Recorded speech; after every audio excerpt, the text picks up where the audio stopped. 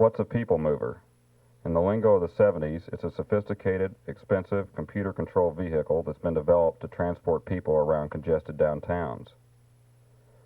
Some are designed to hang from overhead guideways. Some move about quietly in concrete paths. Others employ more elaborate means of propulsion. And one even looks like a refugee from a Woody Allen movie. One of the few people movers that has been built is Airtrans at DFW Airport. The United States Department of Transportation is now interested in funding more systems like Airtrans, but in downtown areas. Dallas applied for $36 million in federal funds to aid in the construction of a 2.5-mile system in its central business district. But, mainly because its transit studies are not as fully developed as those of other cities, Dallas was eliminated from the competition last month. Dallas's current version of the downtown people mover is a very unsophisticated vehicle called Hop-A-Bus.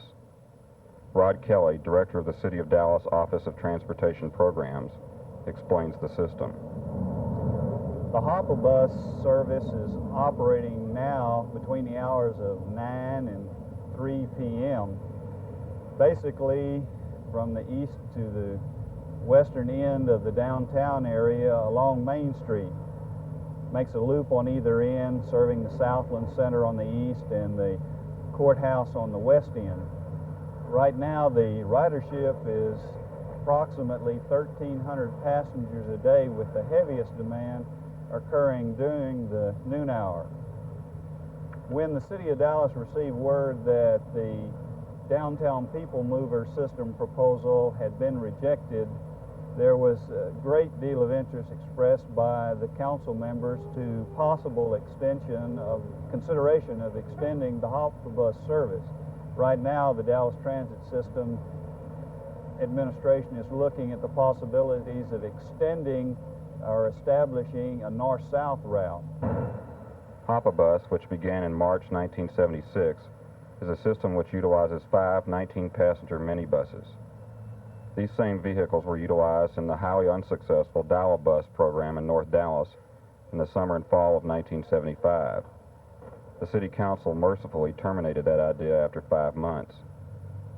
Hop-A-Bus replaced FreeBus, which offered free rides in the downtown area in regular-sized buses from May 1975 through February 1976. FreeBus was a successful program serving over 7,800 people a day at its peak, but it was discontinued because of threats to bus drivers from passengers who rode out of the free zone and refused to pay their fares. The basic question about mass transportation in Dallas revolves around going after federal money just because it's there. Every time the Department of Transportation dangles some cash in front of the City Council, Dallas feels obligated to go after it. Things were reasonably in hand with Dial-A-Bus. It would have cost $210,000 a year to operate. Hop-A-Bus, with an annual operating cost of $147,000, is also comparatively inexpensive. A good portion of the costs of both programs will be borne by the federal government.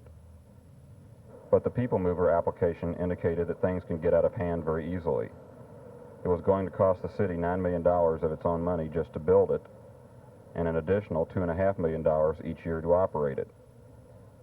Some Dallas City Council members who originally favored applying for the system now realize its potential burden on available city funds and are not unhappy that the people mover application was turned down.